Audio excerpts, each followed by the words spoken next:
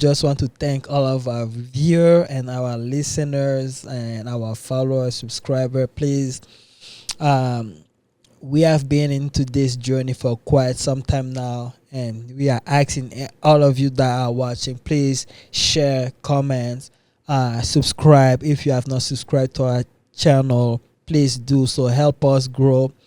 Uh, we are doing this not for only for us, but we are doing this for the better of our community. Nuki Podcast is something that we are dedicated to give back to our community.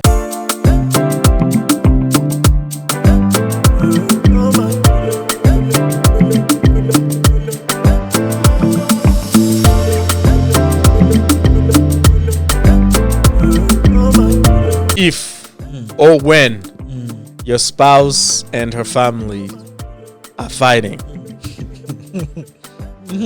Go ahead.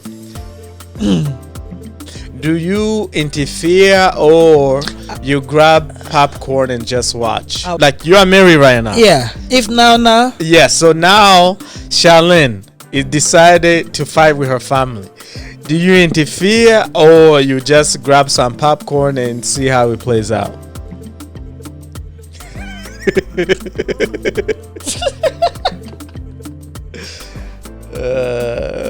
But it is a general question. It's for everybody. This Why this woman? Why this guy has to give? this question is a general question. Hey, but this is new Kito. And you guys want me to answer that?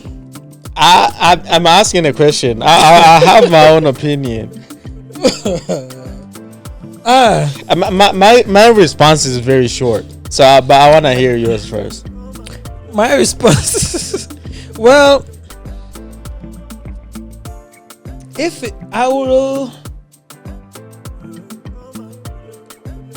it's just a normal disagreement, okay, I'm getting that. If it's just a normal disagreement, that's fine with me. You guys are siblings. What is a normal disagreement? Small stuff, nothing major. That's fine. You guys are siblings. You guys know each other. I will brush it off. But when it start getting disrespectful, when it start getting dirty, it start getting to a point where we cross certain lines, then that's when it become an issue for me as well. Because as a husband, if I'm married to this person, you have to respect that person the way you respect me. Okay, because if you can insult and disrespect this person, you can do it to me as well. And I will not tolerate that. I will not allow that. Okay. And I cannot coexist where there's a lot of that. That is just me. Okay. And as like the Bible says, a wife will leave his parent, her parent, and the husband will leave, the man will leave his parent, and the two will become one. So we are one. You see, we are automatically we are one. So the fact that you do not see that we are one, and for you to cross those lines, it's an issue with me, because you cannot pretend. If you don't respect my wife, there's nowhere in the hell you will respect me. If you don't respect me, there's nowhere in the world you will respect my wife. Simple as that. So I may not interfere and get into the shootout with you, but I will cut that relationship. Maybe at this moment is not the best time for you guys to coexist. Maybe it's not the best time for you guys to coexist. Let's stop it. Until we come back and fix this, then we can go back and coexist as a family. As long there's that line that is not being crossed, we fight. Disagreement, yes. Small stuff, yeah, let's fix and move on. But if we started getting into all this crazy stuff, all this saying all this thing, calling name, wishing death on each other, saying a lot, that we shouldn't be saying and using us, the men or the in-laws, as a collateral damage for you guys' beef. I don't want that relationship anymore. I want to put an end to that as soon as possible, and everybody go their separate way at the moment until we come to a conclusion that we did each other wrong. We can apologize sincerely and fix that and start living like a family again. Then we can continue and move on with our everyday life. And even after that, there is going to be a limit. There's going to be a limit to how we interact. A way we used to interact is no longer going to be the same. Because now I know how you guys feel. I know how you guys feel about this person that I love dearly. I know how you guys feel about me. Because to that, usually people use that as a channel to take a shot at you directly. When you have nothing to do with that, their problem, they will use that and draw you into that. So it's best for me as a man to stop that. At this moment, it's not the best relationship. Let's stop it. Live your life. Let us live our life. If we deem that we did something wrong and that we can come back and sincerely upon real love and the word of God on there, and we can fix it and never promise not to repeat that, then we can continue that road. If we are doing this, we fix it, we come back, to me it's just not worth it. It's not worth it. Okay. And we're supposed to be a family. And if this keep continue, where's the harmony? Because we are one. And if you hate half of me, how you gonna love me? How you gonna love my kid? How you gonna simple as that. If I tell you I don't like you, what do you think am I going to be able to love your kid? No. The love starts from here, then it goes down. Yeah. So if here we don't get along, there's no way if I'm not here you're going to take care of my kid, because you automatically hate me. You are not going to take care of my kid if I'm not here. You see? So that's how, like, to me it's like, no, I will interfere when that. If it's a small disagreement, fix it. But if you guys start joining people and all these things, teaming up, oh, we gotta do this, we gotta do that, bro. To me, it's just no. Let's stop it as for now.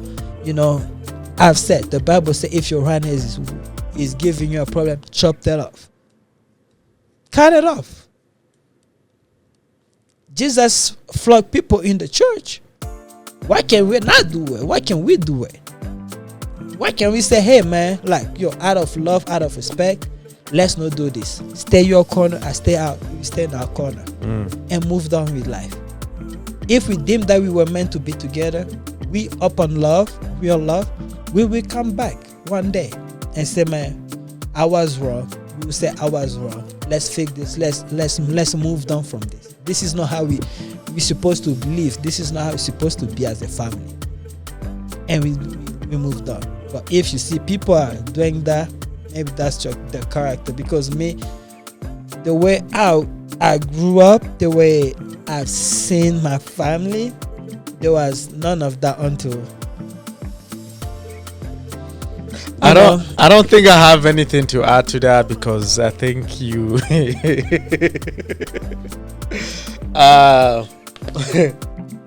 with me, I'll just grab the popcorn and watch and see how it ends. The only thing, you can't grab a popcorn and watch. You have to interfere, because it's like, I want the best of my wife. But then you have to consider, like, for instance, for me, let's say my wife is getting into it with the older sister or the younger sister. They've been getting. Let me say, one, I'm going to assume these people know each other for years. This is not the first time. They do. This is not the first time they got into it. You know what I mean? Yes. So I'm like, if my wife would come and vent to me, I will listen to her vent, but, like, I'm not going to interfere. No, you have to. I have to pull up, because this is how I say I have to pull up, because the person I'm with, that is my better half, right? So if her happiness, her mental is getting drawn into that, instead of being focused in the energy into our family that we are building, the life that we are trying to build from our children. And every time she's just try to deal with you guys with all the negativity, then it becoming a problem for me. Maybe the question should be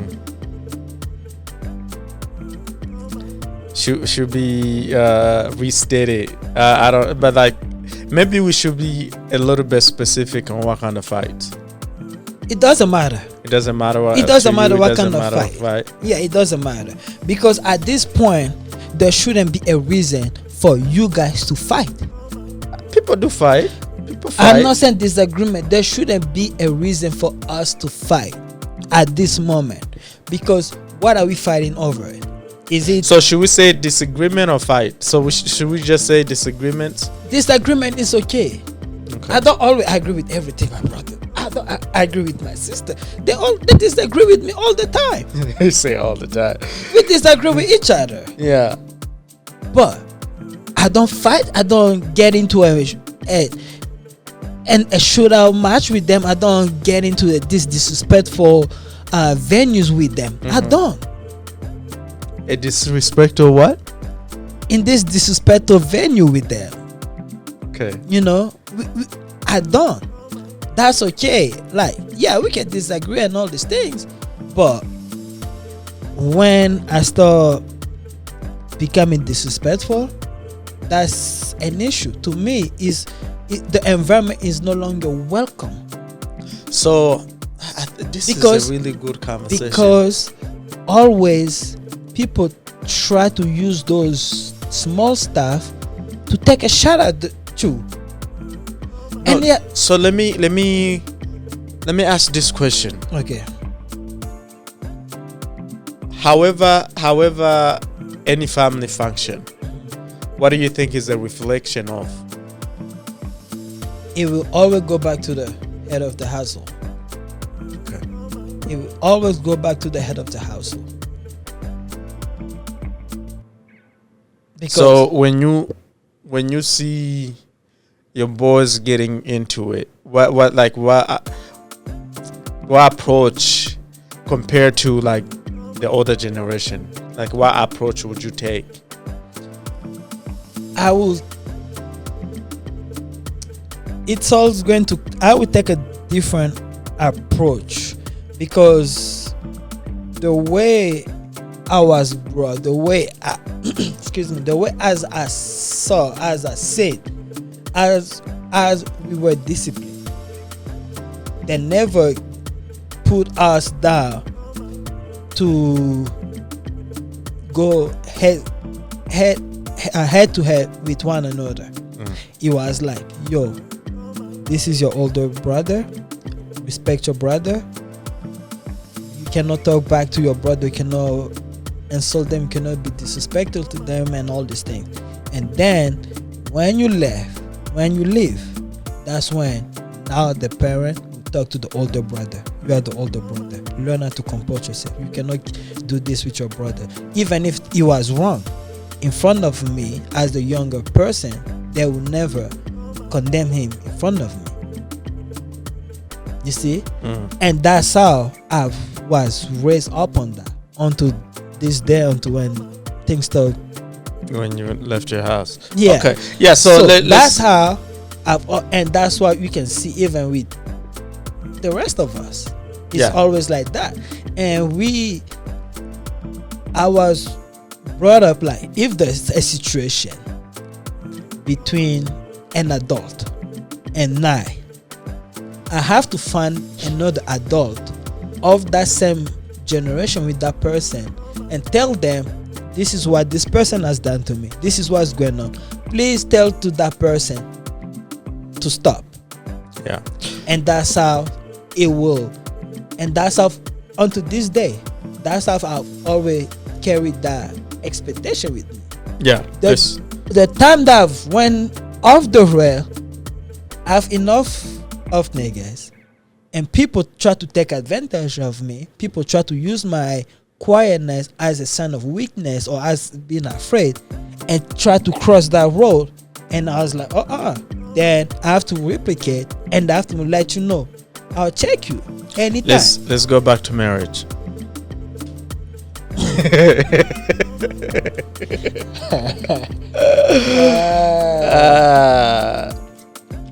Anything else you want to add to that before? All I'm just saying, to those of us who are now becoming parents who are now raising kids, let's do better raising our kids. Let's educate our kids with love, to love one another, because once we are gone, our kids going to be left alone in this world. The value that we can give them is love and respect for one another. There's anything else, nothing else that you will give to your kids is matter. As long as you have the ability, you have the opportunity, cultivate the culture of love and respect among your children. Is the biggest gift you can give to your kids, because once you are gone, once they grow up, they will live together with peace and harmony, knowing that this is Yaya, this is Mukuba, this is Muze, this is Dada, this is so and so. They will respect each other. They will have love for each other. But if parents, we are teaming up with our kids to hurt others and to discriminate against those ones, to do this and do that, we are not doing any better for them. We are creating a big hole that once as parents we leave this world, our kids will never be able to coexist together, and it will be a detrimental disaster for our root, our lane, our generation. So let's do better. Let's put love among our kids. Let's raise them well. Let's show them the way of God, and everything else let's put on the side.